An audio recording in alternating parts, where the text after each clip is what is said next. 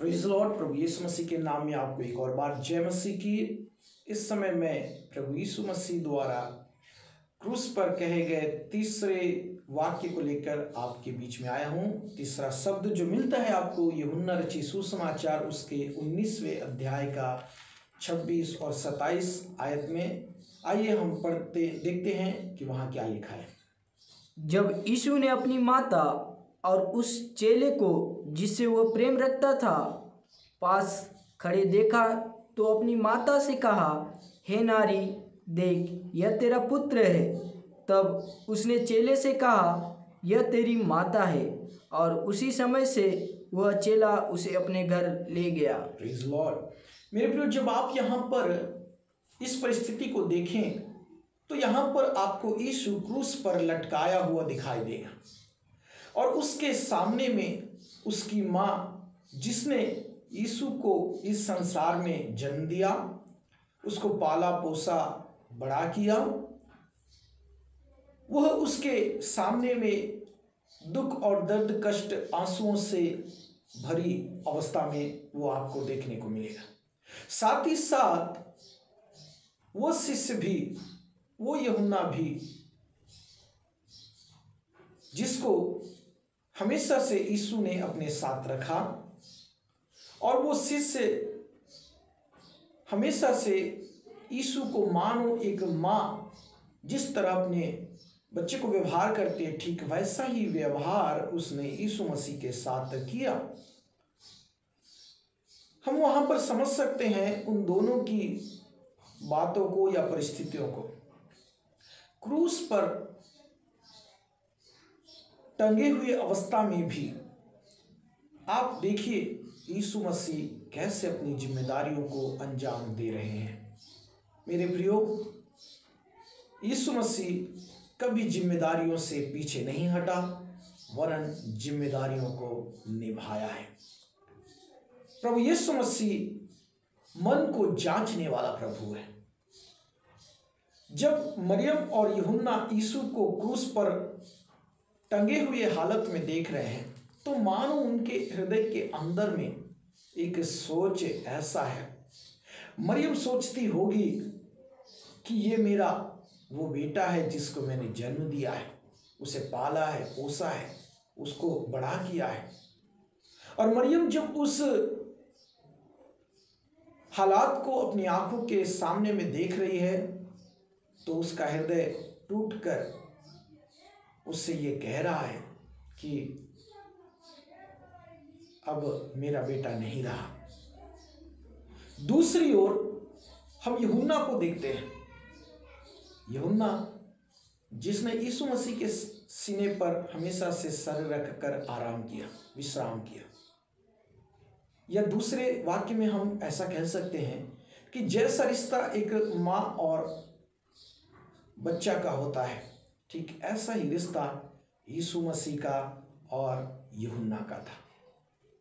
मानो एक माँ की तरह यूहन्ना यीशु मसीह के सीने से लिपटा रहने वाला एक व्यक्ति था, और वैसा ही वो प्रतिदिन की अवस्था में करता था। मेरे प्रियो, लेकिन अब जब दोनों की आंखें इस परिस्थिति को अपने सामने देख रही है, एक और मरियम के मन में बोलने के लिए यह है कि मेरा पुत्र यीशु क्रूस पर टंगा हुआ है और कुछ समय पश्चात वो अपना प्राण दे देगा। मरियम के अंदर एक सोच है कि मेरा वो बेटा है, परंतु अब वो नहीं रहेगा। उसी दूसरी ओर यूहन्ना भी कह रहा है, अब मैं किसके सीने पर सर रखकर आराम करूंगा, या वो रिश्ता मैं किसके साथ दिखाऊंगा जो मैं अब तक यीशु के साथ दिखाया। मेरे प्रियो, जब वो दोनों ऐसा सोच रहे हैं, उसी क्रूस के ऊपर चढ़े हुए अवस्था में यीशु मसीह उनकी मनोदशा को समझते हुए उनसे कहता है, हे नारी, देख यह तेरा पुत्र है। और उस चेले से कहा, यह तेरी माता है। मेरे प्रियो, उस विषम परिस्थिति में भी जहां लोग कहते हैं कि यीशु असहाय होकर अब लोगों के लिए क्या कर सकता है, उसी जगह पर यीशु मसीह मरियम और यूहन्ना के लिए कर रहा है।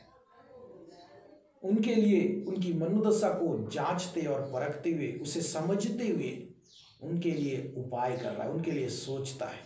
मेरे प्रियो, यिर्मयाह उसके 17वें अध्याय 9-10 वचन में यह कहता है, मैं यहोवा मन की खोजता और हृदय को जांचता हूँ। आज यीशु मसीह आपके मन के सोच और विचारों को जांच रहा है।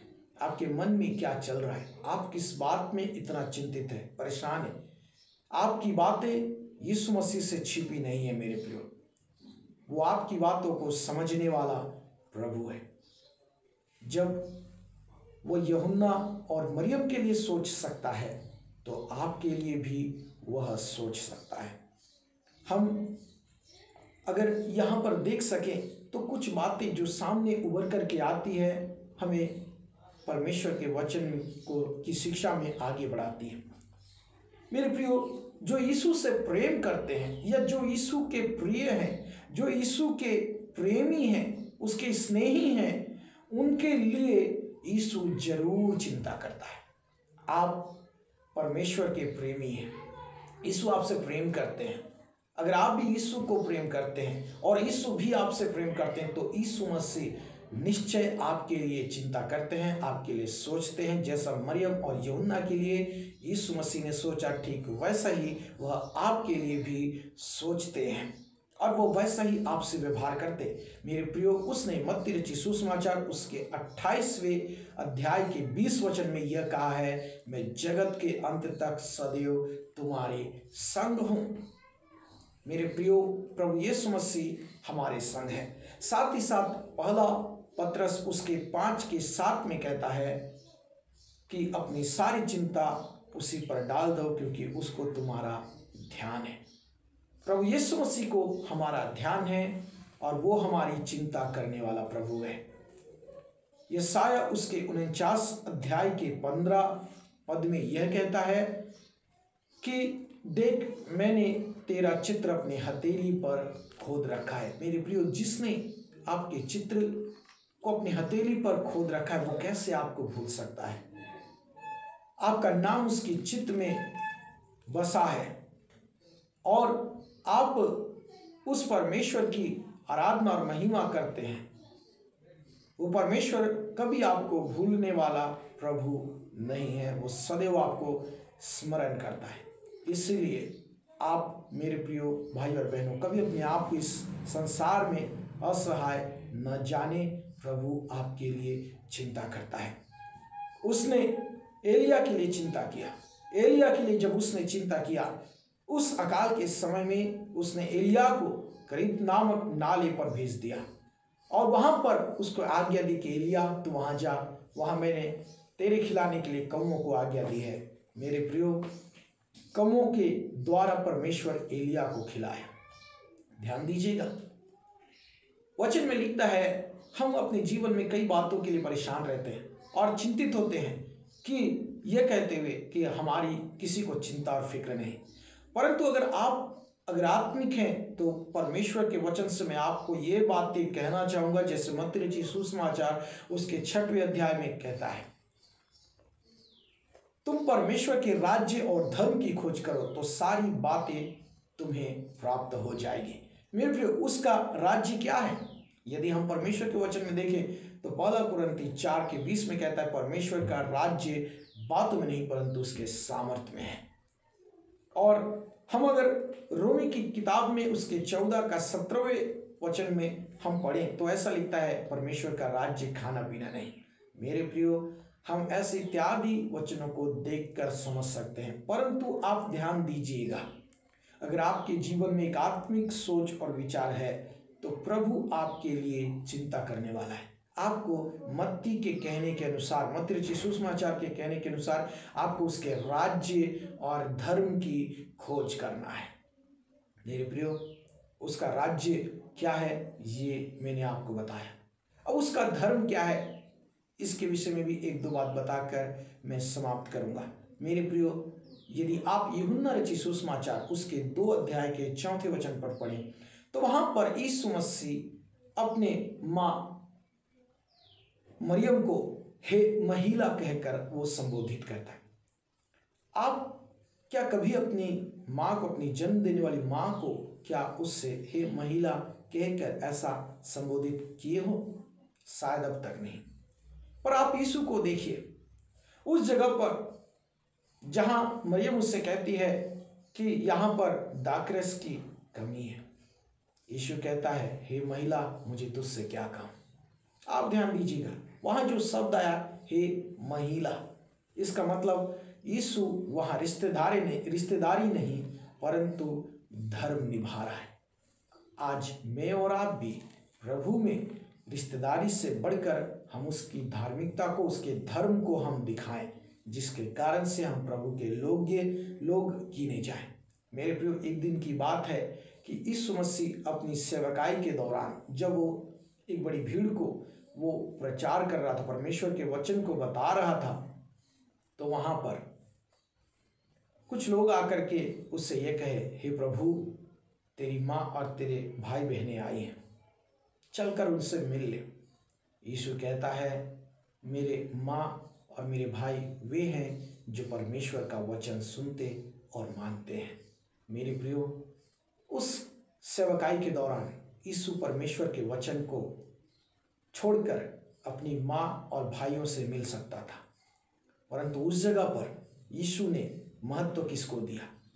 उस जगह यीशु ने परमेश्वर के वचन को महत्व दिया, परमेश्वर के उस धर्म को महत्व दिया, जो धर्म को आज मुझे और आपको निभाना है। हमारे लिए माँ बाप भाई बहनें परमेश्वर से बढ़कर नहीं है। मेरे प्रियो, हम परमेश्वर में धर्म निभाने वाले व्यक्ति बनना चाहिए। ये सब कुछ हमें जिम्मेदारी के तौर पर मिला है, हम अपनी जिम्मेदारी निभाएं।